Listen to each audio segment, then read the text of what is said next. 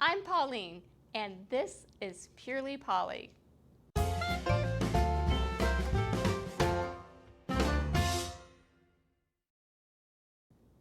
Today, I'm at the Kaiser University Tradition Campus in Port St. Lucie, Florida. I'm giving a webinar today about what, you ask? I'm going to be talking about the Kellogg WIC resources and how they help expectant moms, breastfeeding moms, and their little ones, the nutrition involved, and how it helps out. Before I get started on today's webinar, I would first like to give my disclaimer that I am neither a paid employee from Kellogg, nor have I received any payment from them for this webinar. I would, however, like to thank Kellogg for their generosity by providing the cereal and the materials necessary for today. Kellogg has been a member of my family and at our family table for the past 30 years. As a wife, a mother, and now a grandmother, I know the importance of food, nutrition, and family mealtime together, but I also know that we need convenience as well. Kellogg has been at my dinner table, breakfast table, and snacks, like I said, for 30 years. My kids still have wonderful memories of meal times, and some of their favorite recipes still include cereals. My little grandson cannot get enough of his cereal. So it is with great pleasure and enthusiasm that I would like to share with you today some of Kellogg's many wonderful resources. Today, more than ever, Americans are struggling. We're finding it harder to stretch that dollar. We're having the difficulty financially. We're having difficulty physically with having the time to make food. And also it's that emotional connection because people are still oftentimes in isolation. Kellogg understands that, and they're here trying to help us. They're trying to help stretch our dollar by eliminating food waste. They're working with WIC to include other wonderful WIC products along with Kellogg's cereals, and they're also offering a variety of plant-based diversity. In addition to that, Kellogg understands the importance of having a meal together and that inclusion and time of communication. Kellogg is working to provide convenience and making meals easy to prepare, allowing families to sit down together and have that time, and also by helping American farmers and keeping jobs here in the United States so that people keep a paycheck and continue to earn money. At MyPlate.gov, all of us should be striving to include grains at every meal. We should make at least a quarter of our plate grains, whether they're a whole grain or an enriched grain. We need to be including those grains in our diet at every meal. Grains are important, especially when we're expecting or breastfeeding, and even with those little ones. Expectant moms should be consuming between 8 and 10 ounces a day of grains. Breastfeeding moms need even more than that. They need between 9 and 11 ounces, and our little ones between the ages of 2 and 8 years need 3 to 8 ounces of grains a day. What is a grain? What constitutes as a serving? One serving is 1 ounce of grains. An easy way to think of that is to imagine a tennis ball. A tennis ball is about 1 serving of cereal. I don't like to use measuring cups. I'm sure you guys don't like to use measuring cups. It's very difficult and time consuming. So let's just try to think of those things like a tennis ball to help us keep our serving size together. We should be having 50% or more of our grains being whole grains. Well, what are whole grains? All we ever hear about are complex carbs, whole grains. What do we eat? We shouldn't eat enriched grains. We shouldn't eat refined grains. Let me just break it down and make it really simple. Complex carbs, think whole grains. What are whole grains? Think of popcorn. Popcorn is a whole grain, and lots of us enjoy popcorn. So popcorn is a whole grain. Cereals that say made from whole grain, 100% whole wheat bread or whole grain bread. Old-fashioned oatmeal is a whole grain. Quinoa or brown rice.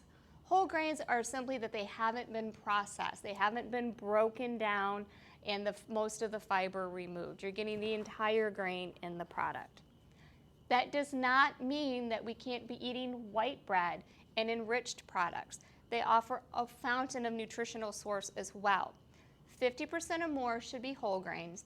The remaining 49 or 50% Bring them in from the enriched products like crackers, rice cakes, cooked rice, cooked cream of wheat, white rice.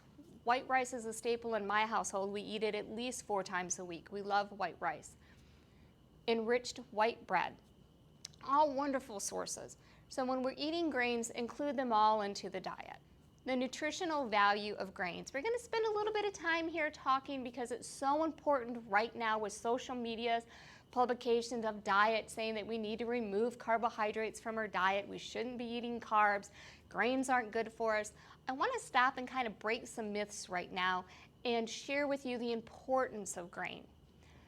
I want to equate grains or carbohydrates, which are the nutritional energy for our body. Think of your car.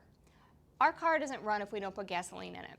Our body is not going to function correctly if we don't put carbohydrates in it.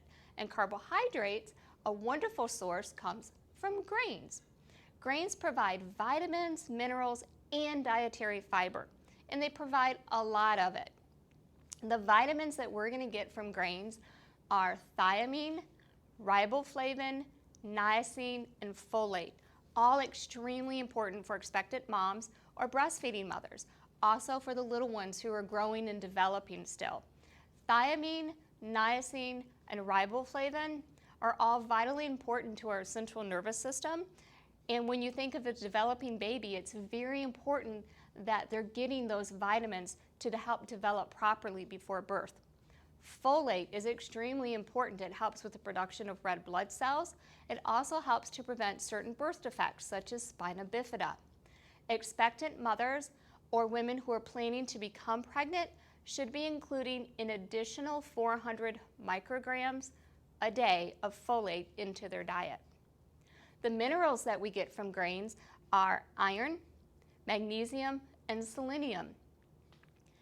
Most Americans receive their iron that is not from an animal source from grains. We know that iron is very important to help prevent certain deficiencies, such as iron deficiency anemia.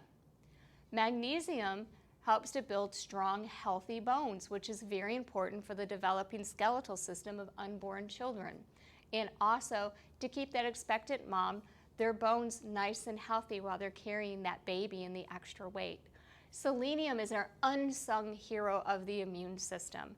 Expectant moms and breastfeeding moms often find themselves immune compromised. You think of the flu season, colds, allergies, all the things that bombard us. When we're pregnant, we tend to be more susceptible to some of these. So by keeping our grains in us, we're bringing in that selenium that our body needs to help keep that immune system nice and strong. Also very important for the developing baby and our little ones. But in addition to all of the vitamins and minerals that grains provide, they also provide dietary fiber. Did you know that whole grains and enriched grains help to reduce cholesterol, cardiovascular disease, type 2 diabetes, and obesity? They help us to remain feeling fuller with eating less, and they also help us to prevent constipation, diverticulitis, and it also helps us with our bowel functions to remain healthy and strong. So we've covered the importance of grain. We've covered that we should have 50% or more as whole grains, the remaining half from enriched or refined grains. So now here's some wonderful products that Kellogg provides for us that are full of whole grains, delicious flavors, and they taste just darn good. The kiddos love them, we all love them. So here's a few of Kellogg's products to go ahead and add into your diet. If you go to Kellogg.com, they have a section that's recipes and also different ways to include spices and dried fruits along with cereal that makes it not just for the bowl anymore. It makes the combinations are a fantastic trail mix starter. They're a great way to just sit and munch during the day or toss a little bit in a cup with your toddler in the car and head out the door. So visit at Kelloggs.com today for some wonderful recipe ideas. And now we're going to transition over to a cooking demonstration where I'm going to show you some great ways to bring the kiddos into the kitchen, get them cooking in the love of food, and it's only going to take a few minutes. All right, I'm going to see you at the cooking demo in just a second. So welcome to the kitchen. Today we're going to be starting with a overnight berry blast wheat, and that's something that the little ones can help with. Very easy and simple to do. So we're going to start with 4 ingredients. We're going to use yogurt, cinnamon, any flavor of frosted mini wheats, and fruit. I'm going to start with taking some low-fat vanilla yogurt, put that into my bowl.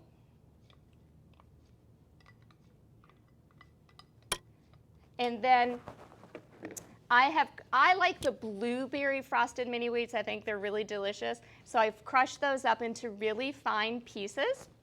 And I'm going to dump those in there. Give it a good mix. You just want to incorporate all of the shredded wheat. Can you see that? All of the shredded wheat and the yogurt together so it looks all nice and smooth and creamy. And thanks to the marvels of pre-setting videos, I have my cinnamon measured out. So I'm going to dump that in there. I'm going to dice up a 1/4 cup of any type of berry. So if you use blueberries or raspberries, you don't really need to dice it up. But I like strawberries really well. So I'm going to go ahead and dice up a few strawberries while we're talking. Now, the little ones I wouldn't give a regular knife, but perhaps give them a plastic knife, and they can help with this. And they certainly can crush up the mini wheats. So that's something, if you put them in a plastic baggie, and then just seal up the bag, let your little one crush up the mini wheats. That's a lot of, for them it's fun to be able to make a mess and smash the food and not get in trouble. And yogurt is a fun thing for them to go ahead and measure out because it doesn't have to be exact. Let the kiddos get in the kitchen and help.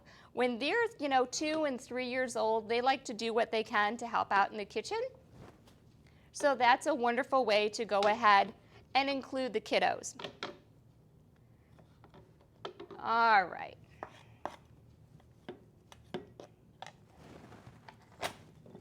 Go ahead and you're going to want to mix your fruit in. Doesn't it look good? I love cinnamon. Okay, that's it. That's how we do the overnight wheats. I like to put mine in little jars, and then you just want to go ahead and spoon it in until you fill the jar. Seal it up with a lid. And if your little ones are doing it, go ahead and give them plastic. It doesn't have to be in a mason jar. Put it in something plastic. They can spoon it in and stick it in the fridge. Let it set overnight, and then when it comes out, you have a nice container of overnight wheats. And I had this for breakfast this morning. It was really delicious. I had about half of it because I couldn't even eat the whole container. I was too full. So this is what it looks like using the strawberry fruit. And then I use the blueberry mini wheats that I crushed up. That simple. 4 ingredients, and it took us, 3 minutes to make it at the most. Wonderful thing to do with your kids.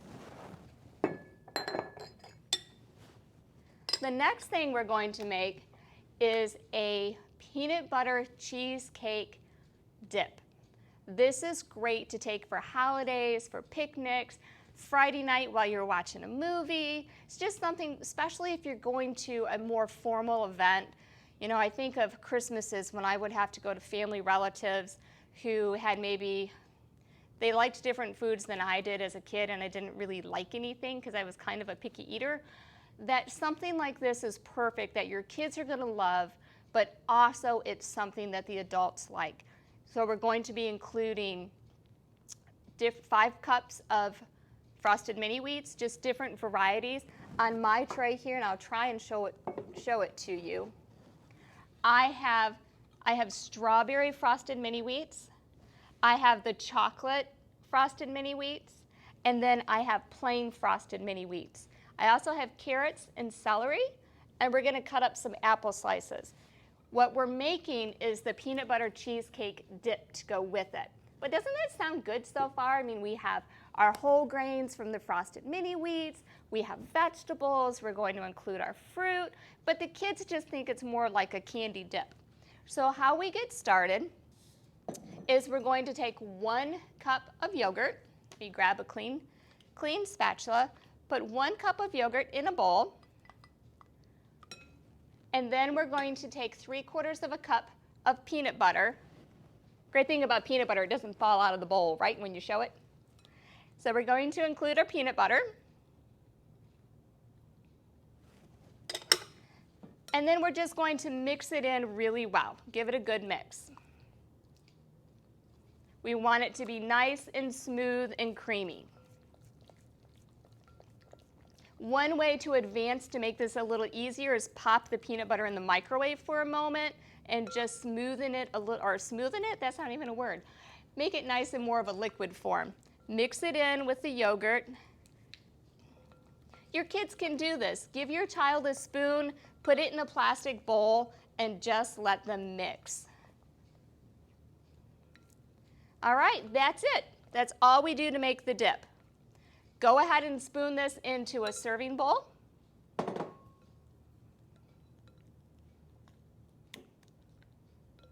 One way that your children can help with the apples, the little ones, is to use an apple peeler.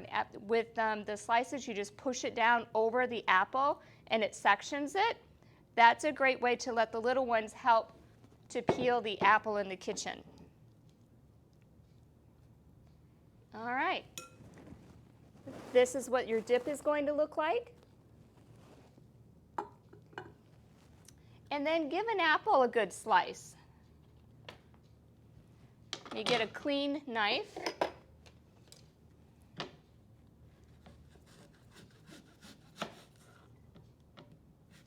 You could also use pears.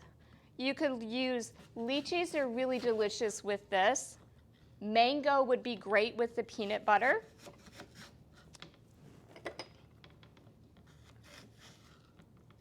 Now with little ones with the apples, you might want to think about peeling the apple so that the peel of the apple doesn't become a choking hazard. So just something to think about the age of your child and what fruit you're using. And also, when you're making this for a party, think about using nut butter other than peanut butter. Wow butter is a wonderful soy-based product that tastes just like peanut butter, and it works as a 1-to-1 ratio when cooking or baking.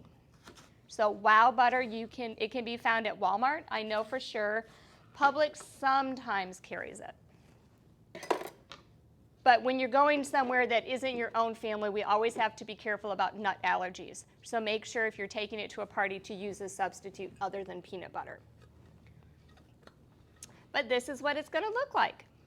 So we have made a breakfast, we've made a snack or a party favor, and now we're going to make tuna croquettes, a fancy word for tuna patty.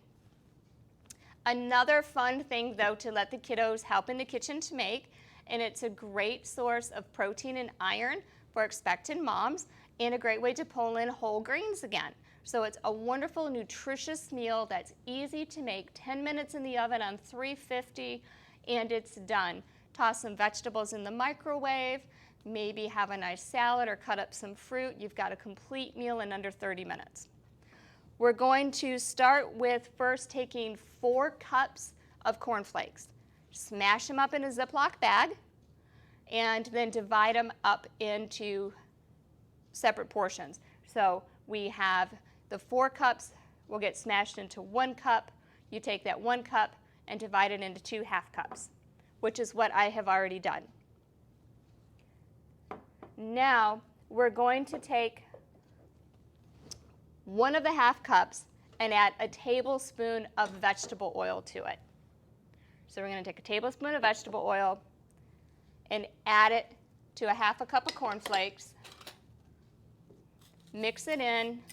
We're going to give it a good mix. This is what we're going to use at the end to coat the tuna croquettes before we pop them in the oven. So we just give it a good little toss. If your cereal isn't quite moist enough, you might want to add in a little bit more oil. Just be light-handed with it. Be light-handed with the oil. Set that aside. Now in a separate bowl, we're going to add all of the remaining ingredients. So I'm going to add the other half a cup of cornflakes. I'm going to add 1 tablespoon of mustard.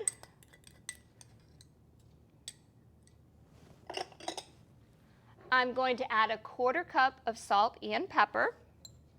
I'm going to add in some shredded carrots.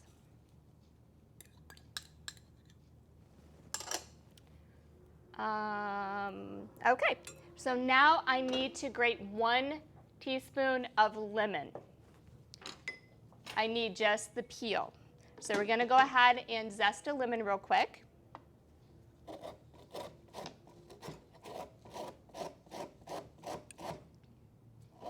When you're zesting lemons and you wonder, what am I going to do with the lemon now that I've taken all the bright yellow off of it?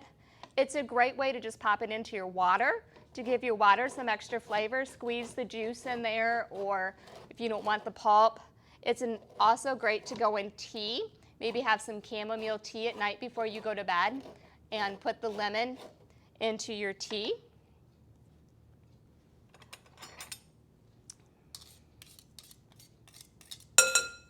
Sorry, that was louder than I expected.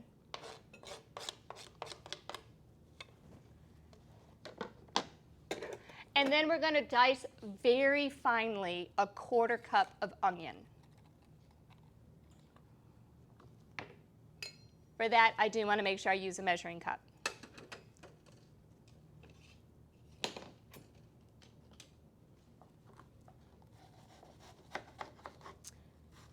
Way to help when you're peeling and cutting onions, if you find that they make your eyes water and tear, is once you've peeled the brown skin off of it, run it under cold running water and give it a good rinse, and that helps to rinse off the chemical that makes our eyes water. Woo. Make sure that you do your onions nice and fine. If you have a food processor, it's a wonderful way to do it nice and quick and easy. All right. So for the convenience of your time, I'm going to say that I have chopped up a 1/4 cup of onions. Go ahead and put that in. Give everything a good mix, and then we're going to add the tuna in last. You want to use 12 ounces of tuna. And when you do that, make sure it's drained really well. The excess tuna juice or water will make the tuna patties too wet. So I have my 12 ounces of tuna drained and flaked.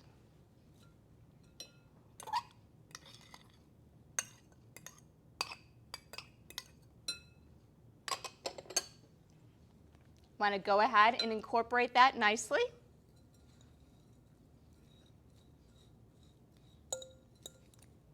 Need to add our egg. That's going to help because I'm thinking, why is this really dry? It's because I forgot my egg. Don't you hate that when you're cooking and you realize at the last minute, snap, I forgot something. All right, so I have my mix all set. You want to go ahead and line a cookie sheet with foil, unless you like to scrub your pans and then just go ahead and do it on the metal, but I don't like scrubbing my pans. Give it a good spray. And this is something that your kiddos can do with you. I encourage letting your kids be in the kitchen and make a mess and have fun, because you're going to have so many wonderful memories of them laughing in your kitchen, just being trashed. And people, as a grandma, I will tell you, I miss my kids in the kitchen. I miss the messes that they used to make, because now my house is always clean, but it's also very quiet. And if my children are watching this later, it doesn't mean you get to come down and trash the house. But yeah, so let your kids be in the kitchen and make a mess.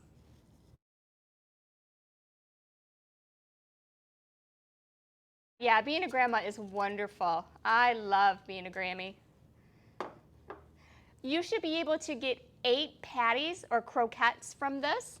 So you're just going to form them into balls, push them down.